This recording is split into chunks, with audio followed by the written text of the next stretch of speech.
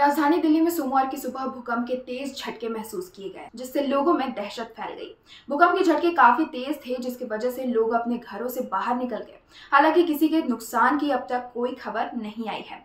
भूकंप आने के वक्त बड़ी संख्या में लोग सो रहे थे। सुबह 5:36:55 पर आए इस भूकंप में गौर करने वाली बात यह है कि इस भूकंप का केंद्र नई दिल्ली में ही जमीन से करीब 5 किलोमीटर नीचे बताया गया है। नेशनल सेंटर फॉर सिस्मोलॉजी के अनुसार रेक्टर स्केल पर भूकंप की तीव्रता 4.0 मापी गई है।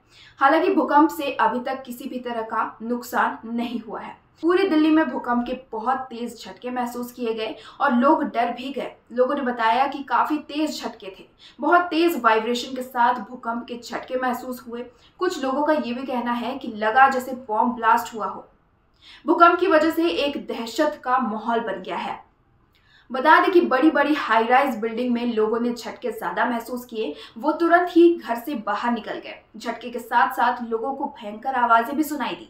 बताया जा रहा है कि भूकंप का केंद्र धौला कुआं में Durgabai Deshmukh college of special education के पास था। जानकारी के मुताबिक जहां भूकंप का केंद्र था, उसके पास एक झील है। इस इलाके में 2 से 3 साल में एक बार छोटे और कम तीव्रता वाले भूकंप महसूस किए जाते हैं।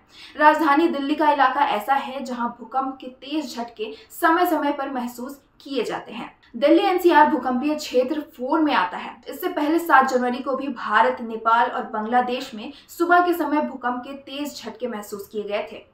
2015 में भी दिल्ली एनसीआर में 3.3 तीव्रता का भूकंप आया था। भूकंप के झटके दिल्ली एनसीआर के साथ साथ पड़ोसी राज्यों में भी महसूस किए गए थे। यूनाइटेड स्टेट जियोलॉजिकल सर्वे में बताया गया है कि नेपाल और भारत के सिक्किम की सीमा के पास चीन के कंट्रोल वाले तिब्बत क्षेत्र में सुबह 7.1 तीव्रता का भूकंप आया था। इसके बाद पीएम मोदी ने एक्स पर एक पोस्ट किया और लोगों से सावधानी बरतने की अपील करते हुए कहा, दिल्ली और आसपास के इलाकों में भूकंप के झटके महसूस किए गए। सभी से शांत रहने और सुरक्षा सावधानियों का पालन करने की अपील करते हैं।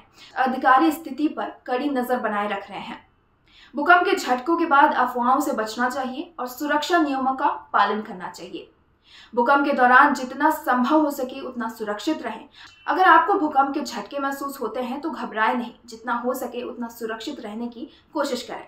इस खबर में फिलहाल बस इतना ही। ऐसी ही तमाम खबरों से रूबरू होने के लिए आप बने रहिए हमारे साथ, क्योंकि खबर के हर पोस्टमैन मिलेगा आपको सत्य और संदेश के साथ। जय हिंद, जय भारत।